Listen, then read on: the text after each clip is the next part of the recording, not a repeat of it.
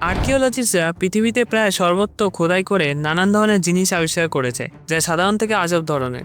পৃথিবীর সব থেকে প্রাচীন কম্পিউটার, যা সমুদ্রে ব্যবহার হতো দিক নির্ণয় করতে, বা পোল্যান্ডের একটি কবরস্থানে সপ্তদশ শতাব্দীর বেশ কয়েকটি কবর আবিষ্কৃত হয়েছে, যেখানে মৃতদেহগুলিকে অস্বাভাবিক উপায়ে দাফন করা হয়েছিল। যেমন একজন মহিলার গলায় কাস্তে রেখে দেওয়া হয়েছিল যাতে তিনি কবর থেকে উঠে আসতে না পারেন, অথবা একটি শিশুকে মুখ নিচু করে শোয়ানো অবস্থায় তার গোড়ালিতে তালা লাগিয়ে কবর দেওয়া হয়েছিল।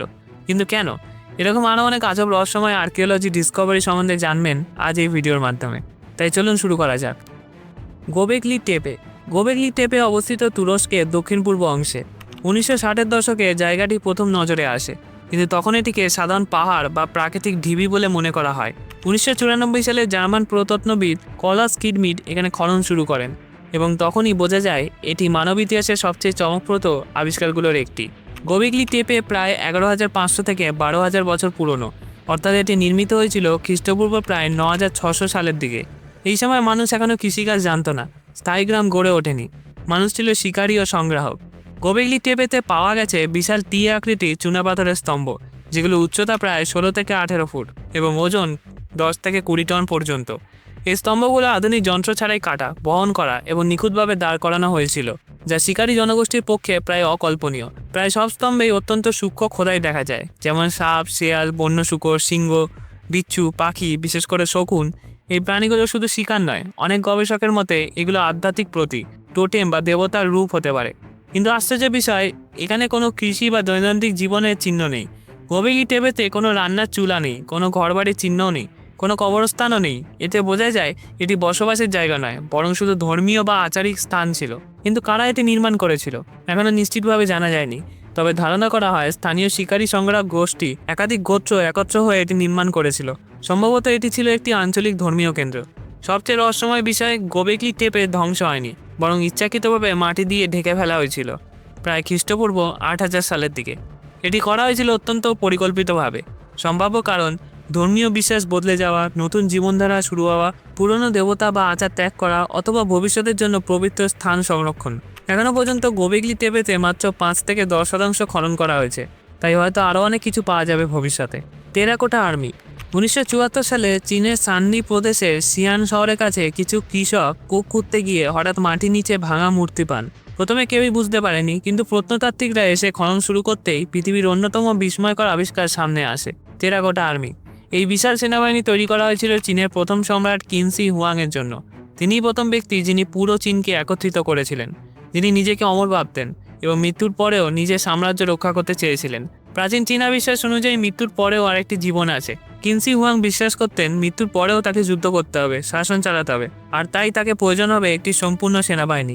এখনও পর্যন্ত আবিষ্কৃত হয়েছে 8,000-এর বেশি সৈনিক, যার প্রত্যেকটির মুখ আলাদা। অনেক সৈন্যের হাতেই ছিল আসল ব্রোঞ্জের অস্ত্র, তলোয়ার, বর্শা, তীর।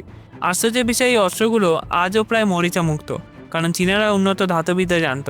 আজ আমরা যেসব মূর্তির ধূসর দেখি, সেগুলো আসলে একসময় রঙিন ছিল, লাল, নীল, বেগুনি, সবুজ। খননের সময় বাতাসে আসার সঙ্গে সঙ্গেই রং নষ্ট হয়ে যায়।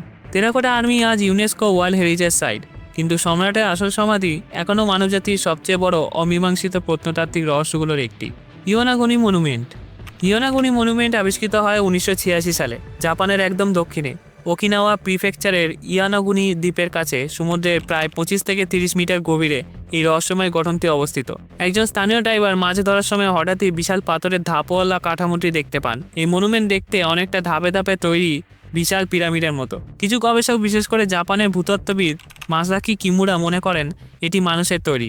যদি এটি মানুষ তৈরি করে থাকে, তাহলে এটি কমপক্ষে 10,000 থেকে 12,000 বছর পুরনো হতে পারে, কারণ শেষ বরফ যুগের শেষে সমুদ্রপৃষ্ঠ অনেক নিচে ছিল। তখন এই জায়গাটি স্থলভাগে ছিল। এর মানে দাঁড়ায় জাপানের ইতিহাসের চেয়েও প্রাচীন। মিশরের পিরামিডের থেকেও হাজার হাজার বছর আগে এটি তৈরি। আজও বৈজ্ঞানিক মহল দুইভাবে বিভক্ত। একদল মনে করে এটি প্রকৃতির অসাধারণ কীর্তি, অন্যদল মনে করে এটি মানুষের তৈরি। কিন্তু সময়ের সাথে ডুবে গেছে, কোনো চূড়ান্ত সিদ্ধান্তে এখনো পৌঁছানো যায়নি। ইয়োনাগুনি মনুমেন্ট এখনও সমুদ্রের নিচেই রয়েছে। এটি ড্রাইভার ও গবেষকদের জন্য একটি বড় আকর্ষণ, কিন্তু রহস্য এখনও অমীমাংসিত। The cave of the crystals. মেক্সিকোর চিহুয়াহুয়া রাজ্যের নাইকা নামক এক ছোট মাইনিং শহরের নিচে প্রায় 300 মিটার গভীরে এই গুহাটির অবস্থান। 2000 সালের দিকে নাইকা খনিতে কাজ করা 2 জন খনি শ্রমিক হঠাৎ করে দেয়াল ভেঙে এক অদ্ভুত ফাঁকা জায়গায় ঢুকে পড়েন।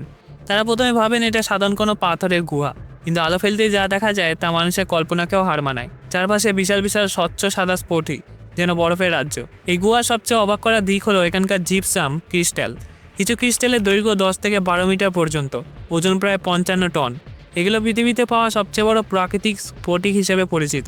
ক্রিস্টালগুলো এতটাই স্বচ্ছ নিখুঁত যে মনে হয় যেন মানুষ ইচ্ছা করে কেটে বানিয়েছে, কিন্তু না, এগুলো পুরোপুরি প্রাকৃতিক।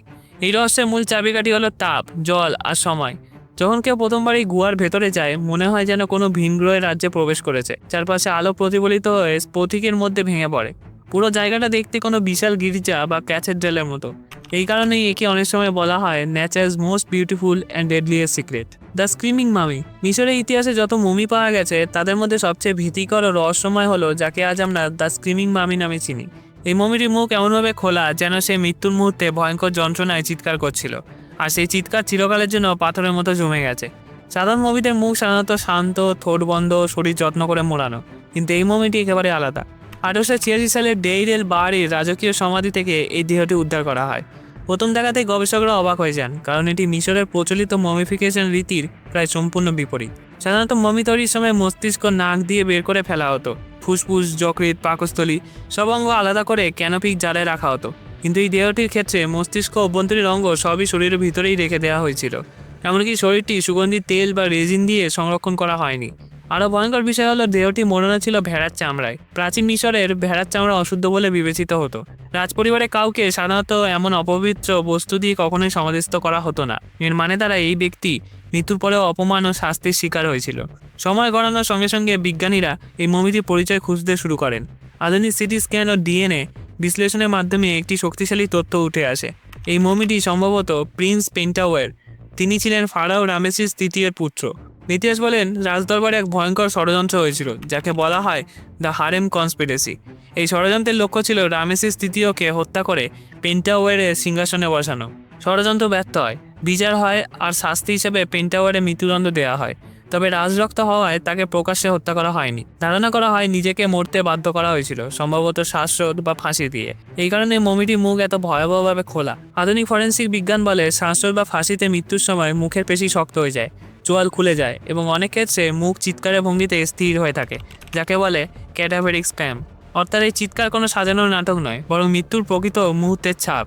সবচেয়ে মর্মান্তিক বিষয় হলো মিশরীয় বিশ্বাস অনুযায়ী সঠিক মমিফিকেশন না হলে আত্মা পরকালে শান্তি পায় না। তাই ইচ্ছাকৃতভাবে নিয়ম ভেঙে এই দেহ সংরক্ষণ করার অর্থ তাকে মৃত্যুর পরেও অভিশপ্ত করে রাখা হয়েছিল, যেন সে কখনো পরকালীন জীবন না পায়।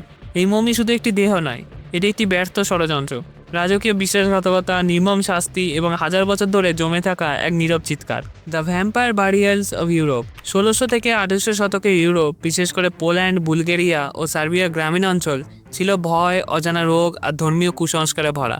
তখন মানুষ জানতো না প্লেগ, কলেরা বা টিবির মতো রোগ কীভাবে ছড়ায়। ফলে হঠাৎ এক গ্রামে একের পর এক মানুষ মারা গেলে সবাই বিশ্বাস করতো কেউ একজন মৃত্যুর পরেও উঠে এসে জীবিতদের রক্ত পান করছে। এই বিশ্বাস থেকেই জন্ম নেয় ভ্যাম্পায়ার ধারণা। অনেক কবর থেকে পাওয়া গেছে কঙ্কালে বুকের মাঝখান দিয়ে ঢোকানো লোহার বা কাঠের শলাকা।